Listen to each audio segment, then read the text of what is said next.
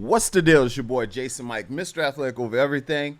And today I want to talk about how I've lost over $100,000 with my sport card collection over the last year. Actually, it probably goes back for the last year and a half. Pretty much what happened is that I got started in card collecting. I'm telling the whole story because I'm also the guy who sold about $3,000 worth of Kobe Bryant cards um, that same day that he passed. And a lot of people have been curious to know if I regretted making those card sales. And I kind of wanted to address all that in one video. And I thought that this was probably the perfect time to do it with the current market in sport card collecting that's happening. And I think that the overall story can be a great learning process or a learning tool for other people who are getting into the sport collecting field now. Back in 2011, I had sold all of my Air Jordan sneakers. All right, I found out that they had a resale market that I didn't know about, and I sold like my Toro fives, the box set with the metallic fives and all that stuff. Sold all those shoes. I had made roughly $10,000 selling my collection. Um, and at the time, I'm a personal trainer. I still am a personal trainer, but I was making a lot of money during that time.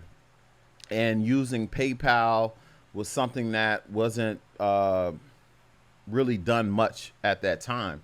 So I didn't buy things with PayPal. So the money was just in my account.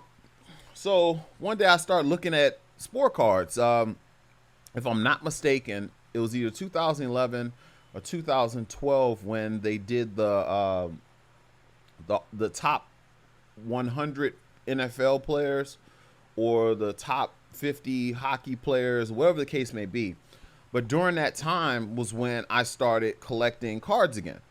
I started like trying to collect, the top, the every player that was in that list, and that actually became extremely hard because I started with football. And if you guys remember that list, the number 100 player was Joe Namath, and Joe Namath rookie card is like it was like $4,000, or for a decent one it was like 900 for a PSA 5 or something like that. But I wasn't really trying to spend that kind of money. I was trying to get cards that are under $50 and buy all the rookie cards for each one of those players. And I was going to do it in baseball, basketball, hockey, and whatever the case may be. So I started buying all these cards. Now I've been collecting cards since 1981, right? So, but lost my collection as going off to college and things of that nature. But I went to college in 1996, the same year Kobe Bryant was drafted.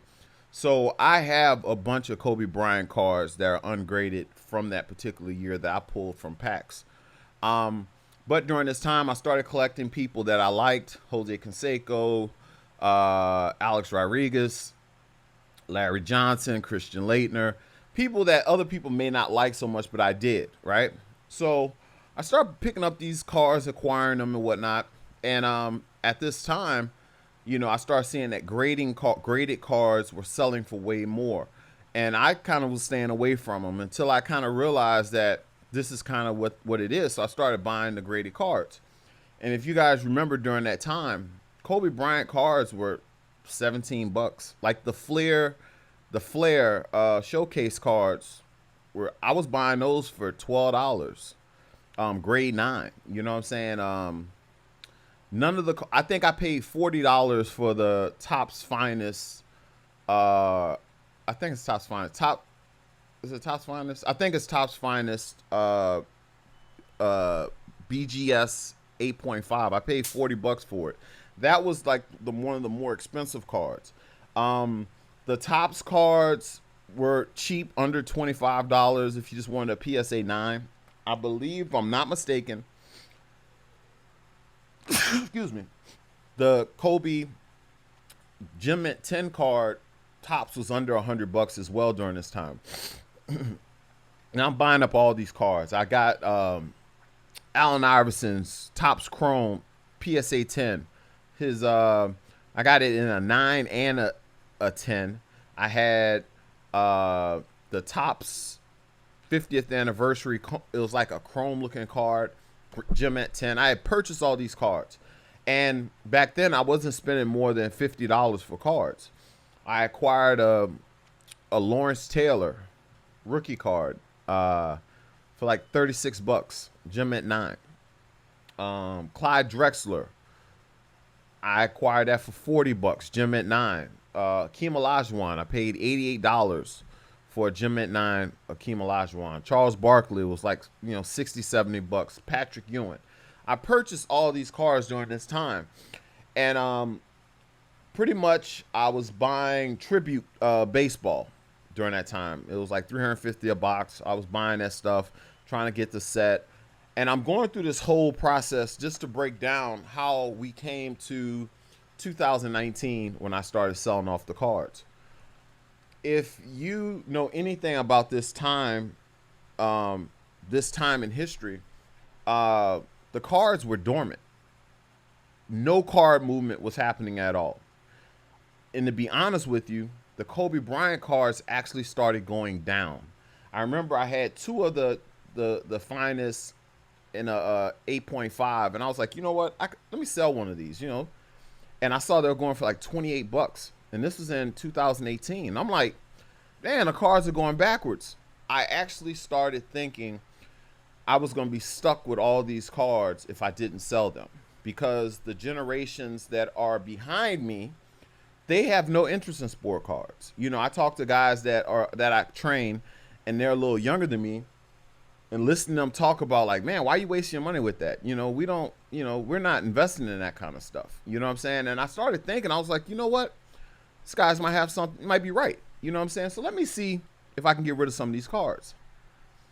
So this happened in 2019, midway through 2019. I personally started a clothing company, AOE Custom Apparel. You can see behind me. And I wanted to start acquiring equipment and things of that nature and materials. I was like, you know what? It'll be cool to, if I'm able to sell some of my cars to finance this company. And that's what I started doing. So at the time I was like, just trying to get sell all the cars that are worth like 50 bucks and up, get my money back. And I made some hellified mistakes. I mean, people are talking about the Kobe Bryant mistakes, which I'm going to get into a little bit later. I would sell those Kobe Bryant cards for $1,000, 1,000, to not have sold some of those other cars I got beat on. I'm gonna give you guys a breakdown on some of those cars I actually sold and what I sold them for in 2019. So one of the first cars I sold, I had a Deion Sanders Gem Mint 10 score rookie card. I sold that card for $100. That card now is running $1,400, something like that. I had sold Allen Iverson's Gem Mint 10 Topps Chrome. I sold that for $200. I had Allen Iverson's Flair Row Zero. I sold that for $100. That's not worth it. That's worth a good little penny. Lawrence Taylor's rookie card. I sold that for $90, and that card is like over $1,000 right now. Akeem Olajuwon, I sold for like $110, $115. The Clyde Drexler, all these are PSA 9s. Clyde Drexler, Patrick Ewing, Spud Webb, Isaiah Thomas, Joe Dumars. I had all these cards, and I was selling them. And it was like $100. So I was like, okay, I'm making this little bit of money. So I'm buying equipment. As I'm buying equipment, I am making money off the equipment. So at the time, I'm like, if I ever want these cards, I'll go back and get the Gem Mint 10 version of the cards. Because at the time, they weren't going for 10 times the value of a Gem Mint 9. You know what I'm saying? So this went on for a period of time. We get into 2020. I'm full in on my company. I had a huge sponsorship. I'm a professional powerlifter, one of the best benchers ever. And I'm like, I want to start this clothing company. I just left a sponsorship that was very messy. And I was like, I can do better than what they were doing. So I'm going to start this company. So I went all in, started acquiring equipment, heat presses that cost me almost $3,000, sublimation machines, equipment, cutters, um, uh, sublimation machines, all kind of stuff. So I'm spending all this money. And I'm like, I got these cards. Let me see, what's going on with the cards. I look, I had a bunch of Kobe cards. Now, mind you, I have a bunch of Kobe cards that are ungraded, which I wasn't really selling. But I look up, I had a bunch of the Flair row ones. I probably had like 8 of them. So I was like, let's see how much they're worth. And they're worth like $17, $18. No. At the time, they were worth $27, $28. This is before Kobe died. Now, before Kobe passed, that was right at when COVID hit. I'm a personal trainer. Clients stopped coming to the gym around that time. I started losing clients.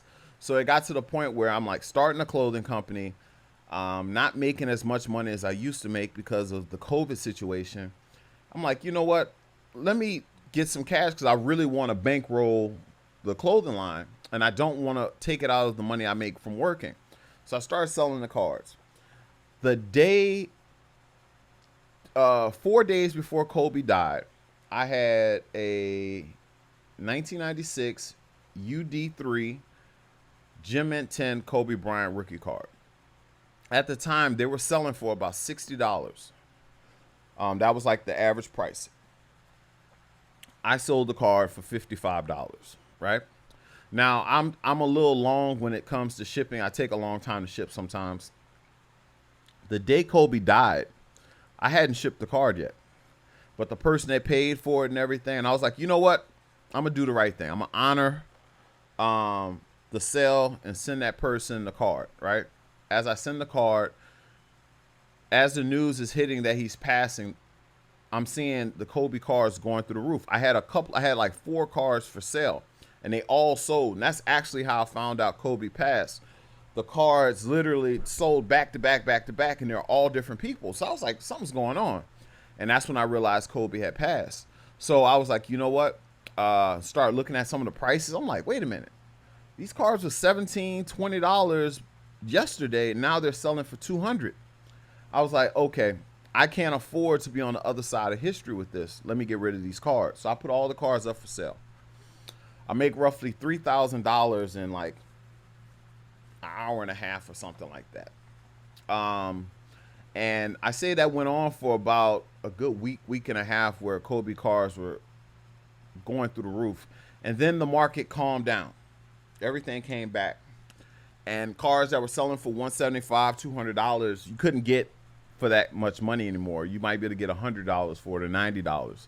And I actually wound up selling like the SP Kobe for 60, $70 when I, stuff like that.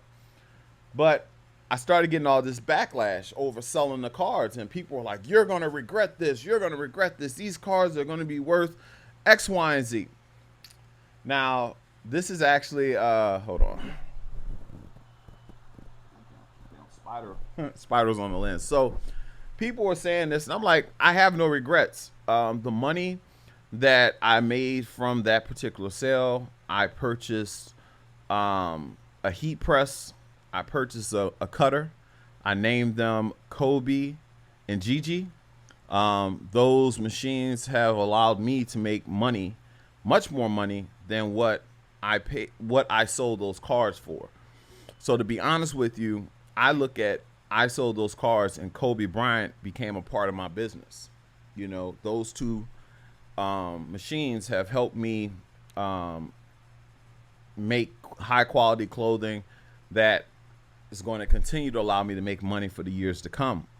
But this video really isn't about the Kobe cards. Yes, the Kobe cards I sold for about $3,000. If you look right now, some of those Flair cards are selling for about $300. So I lost about $100 on each one. I say instead of making 3,000, I probably could have made 5,000 if I would have waited until now. So that was back in March. We're at in November. I mean December. I mean October. So if you look at it, I'm not really sweating it, but I'm gonna go through some of the cars that I am sweating. I've taken a beating since 2019 with some of the sales that I made because there's a bunch of dumb money in sport car collecting. Bunch of people have no idea what they're getting into. They're just jumping in. So I kind of view this in a sense of I bought the right cards when I was investing the very first time. I just sold a year too soon. And one of my friends is a multimillionaire, and I was telling him what happened, and he was like, "Hey man, that happens in business." He said, "Think about the person you bought the cards from, how they may feel." He said, "I bought uh, Bitcoin at $300 a share. I sold at $1,500 a share. That sounds like a come up." But he said it wound up selling for 18,000. So he says it could be a lot worse, and he's correct about that. But my thoughts on this is that if I would have kept those cards, I would sell those cards today because that market cannot maintain itself. These cards were the same price for over almost a decade with no movement. Out of nowhere, all these cards are worth all this money out of nowhere. If I'm not mistaken, it had to be around the time I got back into collecting. You could have got a Michael Jordan rookie card for about $800, PSA 8 or something like that. Or it was something that I could have purchased. I remember looking at a couple of cards that are like $1,000. Now the card's $1 million. I understand that for a Michael Jordan rookie card. He only has one rookie card, or without inserts or all-star cards and things of that nature. So that card makes sense to me. Kobe Bryant has over 300 rookie cards. So you can't tell me that those cards have the same value as a Michael Jordan rookie card that's like one. You know what I'm saying? So I think there's a bunch of stupid money in the market with the Gary V, have, all these rappers and all this stuff, spending money, which I believe the market is real currently. But at some point, it's going to get taken down. I just don't know when. Maybe when people are allowed to go back outside, start investing in other things like they used to, things may get back to normal. And if that's the case, I wouldn't want to be on the side of holding a card or holding Bitcoin when I could have got 18,000 a share for it. You know what I'm saying? So I'm more upset with the cars I sold. I'm about to go through a list of cars that I actually sold, and I'm going to tell you how much I sold them for. And this is why the Kobe stuff really wasn't what got to me. I had Jerry Rice, BGS 8. I sold it for $40. That card now is a couple of $100. Allen Iverson rookie cards, I had all of them in PSA 10s. I was selling them for like $100 a piece. The Topps Chrome Allen Iverson, I sold that for $200. That card now is selling for $1,600. I had D Wade Topps Chrome. I sold that card for $100 in November of 2019, and I sold it because the market value was around $90 to $130. I sold that card for that much. That card now is $1,700. The Deion Sanders Gem Mint 10, I sold for $100. That card now is over $1,000. The Lawrence Taylor rookie card Gem Mint 9 is selling. I sold it for $100 or $90 or something. It's selling for over $1,000. Now, these next two cards I'm gonna tell you about is actually pretty funny because I had a bunch of them. I'm big on some of the European players, and I was a Laker fan, so I did purchase a bunch of Paul Gasols. Right? Let's see. It's not. All right, so this is a PSA Paul Gasol rookie card, Topps Chrome, and I also have it in a BSG 9.5, and I had the refractor as well. I sold that refractor for $150. I look online one day, and I was like, wait, $150? And then I looked at the Gem Mint 10 regular, and it was like $30. So I was like, oh shit, let me sell this refractor. So I sell it. I think I sold it for $150. That card now is like over $2,000, right? So I'm sitting up there like, goddamn. So I just realized this recently, right? Then Tony Parker, PSA 10.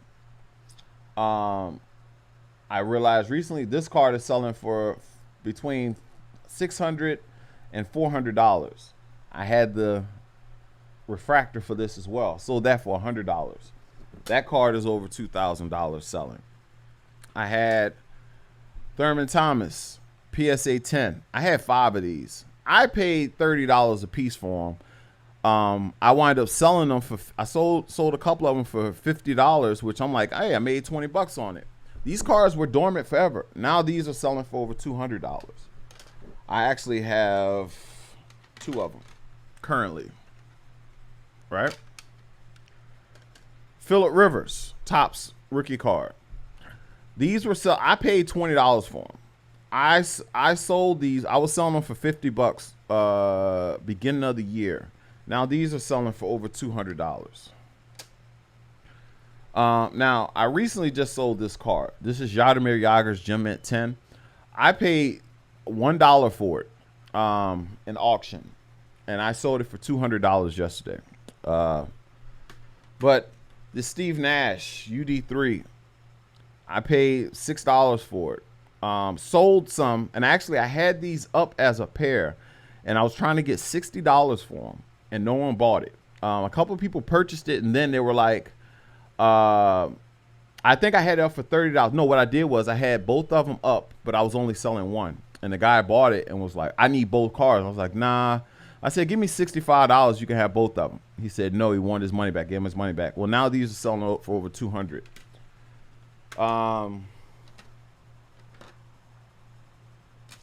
Now, this is how much I was into the European cards. This is Paul Gasol's refractor, but this is at 8.5. I had the PSA 10. This card here, I know I paid like $3.99 for it or something. Right now it's going for about $225. I mean, I have okay. Larry Fitzgerald, Topps finest Gem Mint 10. These are going, I think I got it up for $160 online or whatever. But I'm just saying that I had purchased a bunch of cards, and I had been selling them over the year before all this stuff hit, and realized that within the last 6 to 7 months, cards have been going from $100 up to $1,000. We can't honestly believe that that's what these cards are actually worth. There's some funny stuff going on right now, and depends on what side of history you're on, how this turns out for you. You know, I got destroyed. I'm not even gonna lie to you. So, but it's not on the Kobe Bryant cards. I do not regret selling the Kobe Bryant cards. I regret selling the D Wade, all the Chrome cards. You know, the Gem Mint 9s that I had. I regret those, and I'm even scared to look. I had a Topps Chrome Roy Halladay Gem Mint 10, and I sold that for like $150 early in the year. I have a feeling that card is probably a ridiculous amount of money, but you're gonna win some, you're gonna lose some with this market. Now, if I was someone who's coming into the market, I would not come in doing what I did in 2012 and purchasing these cards for $1,000, thinking that they're going to grow over the next few years. Now, if I have the cards, I probably wouldn't. If I was someone else, I wouldn't sell the cards. Maybe hold out and see what you can wind up getting for them long term. But I did get crushed on the cards. I did. Now, on the flip side, you know, I made a little bit of money that allowed me to grow my business. So the only way I could say that me selling those cards was a good decision would be if my company winds up being a six-figure company in the next year or so. If that happens, I'm not going to trip. But if that doesn't happen, I'm going to be mad as shit. I just thought I'd make this quick little video. A bunch of people were asking for me to make a video about the scenario, and I did. So I hope you guys enjoyed the video. If you guys ain't got any questions, you can check me out. But my eBay store is J Mike Fitness TV, I believe, or it's either J Mike Fitness TV or J Mike Fitness, and I have a bunch of these cards for sale there. You can also reach out to me in the comments or DM me on Instagram. It's Jason Mike _AOE. If you guys have any, you want to purchase some cards that you see on the eBay site. But once again, I hope you guys enjoy the rest of your day. Later.